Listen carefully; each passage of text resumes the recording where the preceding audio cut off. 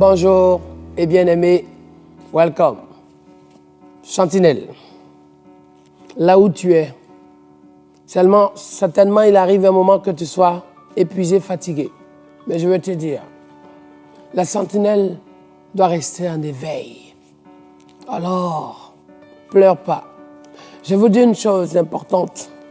Lorsque je lis ce verset toujours, où Dieu dit, je vais ressusciter ce qui a été enterré, détruit.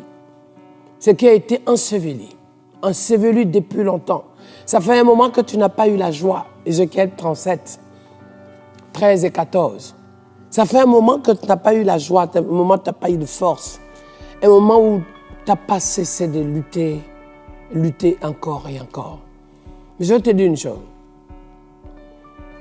Si tu ne te lèves pas dans l'obéissance, il risque de se passer ce que tu risques de t'assombrir. Oh, ce n'est pas ton appel. Ce n'est pas ton appel. Ton appel, c'est lève-toi, brille. Ésaïe 60. Lève-toi et brille. Oh my God. Lève-toi et brille. Brille. Brille pour rayonner. Brille pour servir Dieu. Brille pour que l'obscurité recule. Brille pour pouvoir obéir à Dieu. Brille pour pouvoir servir avec force et onction. Brille pour prendre ta place. Brille pour être en avant. Parce que le Seigneur dit, tu n'as pas appelé à être la queue, mais la tête.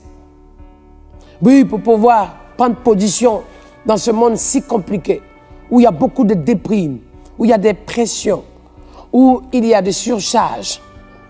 Brille dans ton rôle et dans ta mission de sauver, d'éclairer là où il y a des ténèbres.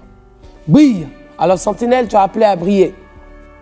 D'autant plus que j'aimerais te dire, pour sortir de cette tombe, de cet endroit de cimetière spirituel, cet endroit dans lequel beaucoup ont été complètement cassés, détruits.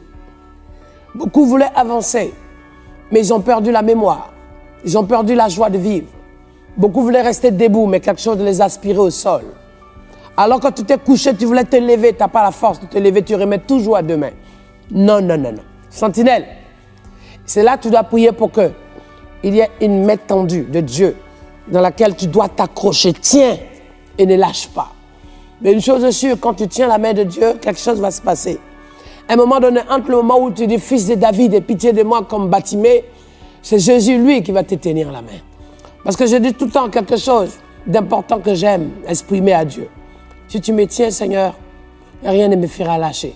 Si moi je tiens, peut-être je faiblis à un moment donné. C'est pour ça, Seigneur, je crie à toi pour lever ma main, mais pour que tu voies ma main pour me tenir la main. C'est ça, en fait. Tiens la robe de Jésus, et Jésus, lui, il vient et il entre dans ta vie. Il s'établit, il s'installe, il demeure, et il prend la totalité de ta vie en charge. C'est pour ça que j'aimerais te dire, waouh, comme Lazare qui était enseveli. Jean chapitre 11, Lazare était enseveli, mort, enterré depuis 4 jours. Vous savez ce que ça veut dire? 4 jours. 4 jours qu'on ne pensait plus rien de lui. 4 jours que chacun avait commencé dans son deuil à se faire une vie sans lui. 4 jours, oh my God, dont la précision était qu'il se sentait déjà, naturellement. Mais je vais te dire, 4 jours.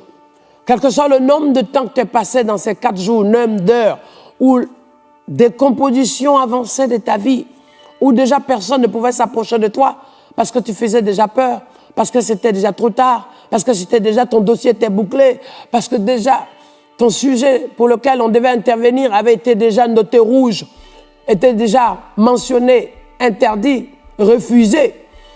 Oui, peut-être. 4 jours. 4 jours qui peut être 4 ans pour d'autres. 4 jours qui peut être 40 ans comme Moïse. 4 jours qui peut être 40 mois pour d'autres, 40 semaines, 40 heures pour d'autres. Ça peut être même encore plus loin que ça.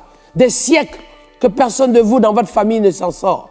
Mais une chose est sûre, lorsque Jésus est là, oh my God, j'aime le Seigneur.